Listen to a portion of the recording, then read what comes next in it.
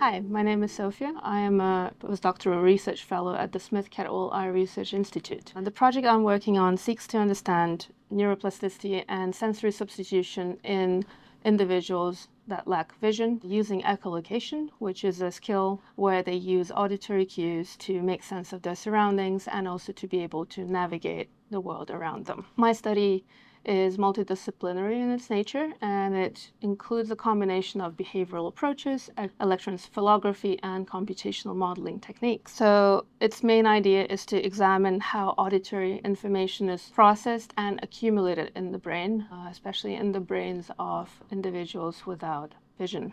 So I have always been interested in the way human perception works, how humans try to make sense of their surroundings, and especially how subjective perceptual experiences differ between individuals. This led to me studying visual attention and perception during my Ph.D., where I used a combination of eye tracking methods and techniques and computational modeling approaches.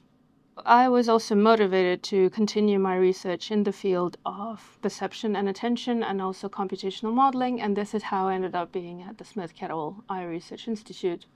So I basically moved from studying visual attention and perception to studying sensation and perception in individuals without vision, from vision to the lack of vision. So the Institute itself is a very small organization that aims to understand vision better and diagnose visual impairments in a better way to be able to help individuals that really need this. Not only to develop diagnostics, but also to develop different treatments and assistive techniques and interventions for people who can't really be cured. So the main goal is to improve the quality of life of such individuals. So for this reason, the Institute is actually a wonderful place to be at and to carry out your research, because you are surrounded by colleagues who are very motivated and very interested in what they do, and they try to hone the capabilities of young researchers such as myself, early career researchers, and they try to create an environment where you can dive deeply into your research and the science that you would want to do.